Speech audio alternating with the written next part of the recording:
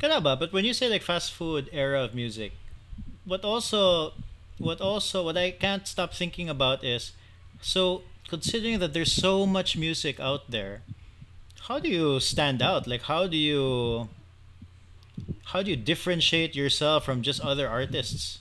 Diba? Or I guess that's And the million dollar question. that's what me and my other music my friend who's also in the industry, we were talking about this, like how do you stand out. And today, really, the way to stand out is content is king. You have to be putting out other content which are not related, like which are somehow related to your music, but that could be like a vlog. You always just have to be there, like you have to be everywhere. Mm. So I was even thinking, like I remember going up to you back in the DTI conference. That Yeah, was around September, I think, or November was that. I forget. Basta, I remember Yeah, that. but I remember you were with your family, and I had that idea in my head actually, like content is king. And so another idea that was floating in my head was really just starting a podcast, because starting a like creating a podcast is just like you could record it for an hour or so, and you could put it out in a much faster pace compared to creating a track. So when you create a track, you have like a 3 month gap from one track to another track. Well, a podcast, you could do it on a weekly basis, and that enables you to constantly have content than just your music itself. Yeah, do it, but it's honestly it's pretty easy to do. I mean, Uh, really, you can say that. Oh yeah, but like it's not. I'm not like yeah, it's not that hard. I mean, obviously there's preparation involved, and there's a level Mm. of keeping people engaged and that whole thing, and trying to not make a fool of yourself because people have done that as well. But in a sense, it's not that hard. It's a lot easier than making a track. That's I'll tell you that. No. See, and that's what I really mentioned, that if you do have content other from your music, that enables you to just be there on social. You have your presence there just always, and people are always just reminded of you.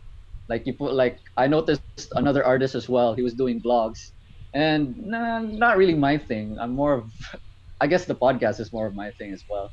But me, what I try to do is actually just write features, and I constantly put that on my social media as well, just for people to remember that I'm still here, I'm still involved in the music scene, and yeah, that's also another way for me to connect with other artists. Mm. Yeah, do it. Just you can do the podcast by. It's you already have a phone, and then you don't have to meet people because you're really not supposed to right now. But Yep. then you just do it over somebody. You just do it online, and then I think like I noticed some artists doing that, or I know like Cookies has been doing like some podcasts. I think with his friends. Uh, Oh, was it with Fonzie or I don't. I There was another one that he did. I didn't recognize the names. I just saw it online. I'm like, oh, okay, yeah. And then like that other artist that I recently discovered, her name's like Suli. Like she'll do like Mhm. vlogs.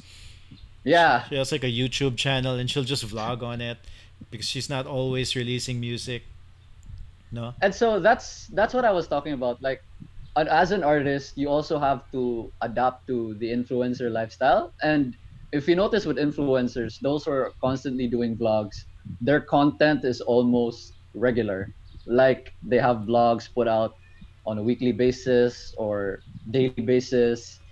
And maybe sometimes being an artist, you're more just like you just want to be in there. Like you don't want to expose yourself too much. Like you just want people to know you through your music, not through your vlog. But I guess with today's game, you just have to adapt to it. No, that's true because as I mentioned back in the day, Mm. that was our attitude. We just wanted, you know what? Screw everything else. We just want people to listen to the music, and we're just gonna have fun along the way. And uh, we didn't really care too much about everything else, no. But I mean, to be fair, uh, not that I don't want to talk about ourselves too much, but we did stuff like I remember we I had a car, and then I would drive it. We called it the white car sessions, and then like some Mm-hmm. our friend just had a camera, and then we just took a video of our singer playing acoustic guitar in the back while I was driving around, and we released it on YouTube. And back then it seemed like a really fun, innovative thing to do, and now it feels like it's an obvious thing to do. Like now you should be probably doing versions of that somehow. That's you should be doing that. Okay, yeah. I was talking to my industry friend, and he mentioned that as an artist, you should have about 10 posts related to your release, like 10 content posts related to your release, whether it be a vlog, whether it be a music video or something like that. You can't just do one post in which you say, "Oh, my song is out." That's not gonna work today anymore. Hmm. Mm.